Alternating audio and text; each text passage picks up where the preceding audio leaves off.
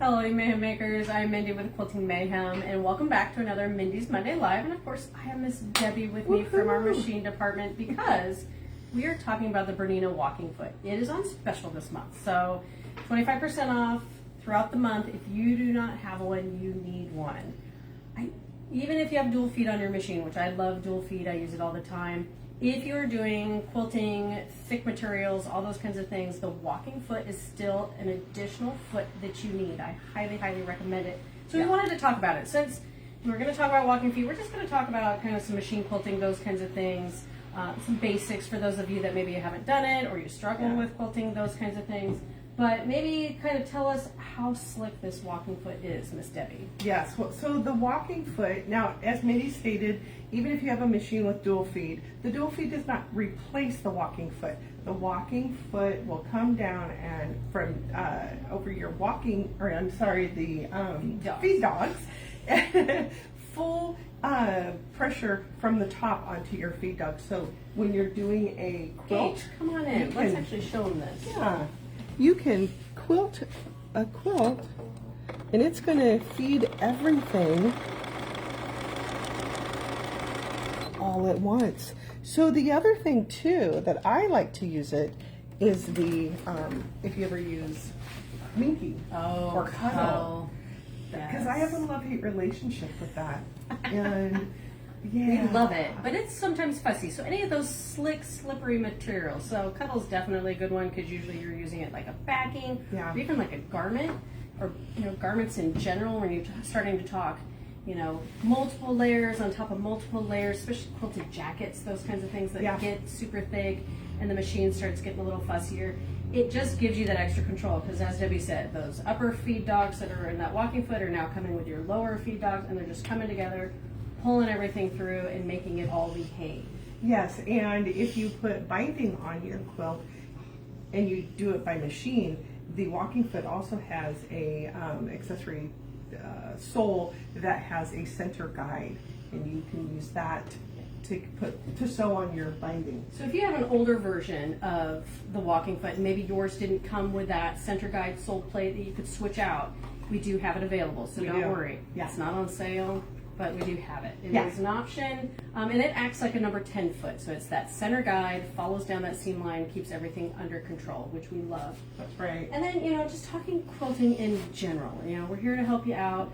So some good things for learning, especially if you're a beginner, I recommend, especially if you're going to do machine quilting, the Walk 2.0, one of our most popular books. Gives you all kinds of information on how to use a walking foot to quilt your quilt and not just straight lines. Yeah, it's a great book. I love it. And it'll do even curves, those kinds of things. And then when you start talking, getting out of maybe using a walking foot, but maybe doing some free motion, which we have some recommended free motion feet. And then of course there's some free motion books that we like.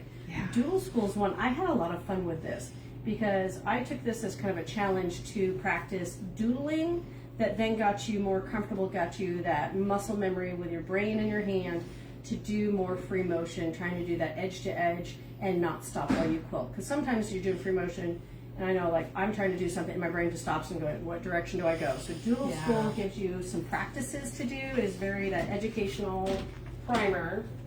Yeah, lots of great information in there. And designs to practice on.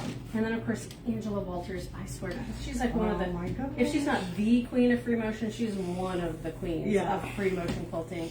She has lovely educational videos all the time teaching you how to free motion, and her books are always so well done. There's your graphics, your how-tos, they're just, I love it. Yeah, I love her she's stuff. amazing. And then of course Amanda Murphy, another one of those queens of some free motion and quilting. She's got some idea books, so mix and match of how to use different designs. Smaller books, but some great information. Look at that. That is so cool. Well, I like that, like this one she talks about how to work within a block. Like if you're trying to figure out, I have this block, what do I do? Yep. She's very detailed for that. But, free motion feet. What are some good ones? The number 9. We've got, they call it the darning foot. So the 9 and the 15, both are kind of that just circular foot with space. So the 9 is a round circle, the 15 is more oval, but that gives you where the foot's not covering a lot of what you see, Right. but it's still giving you that stability that you need to go with your quilt for your Yes. free motion, right? And the big difference between those 2 feet is that the 15 has a larger opening where you can see more of it Here, we'll just crack them open, as you are. and then you can talk about that one. Oh yeah. Because that's like the big boy of free motion. We'll show them all. Why not? You're all visual people if you're like me. Right here. So here we go. So the 9. So there's that lovely. It's smaller but open, and this is round, and then that's the 15. So that oval. So a little more space, but then you're working with.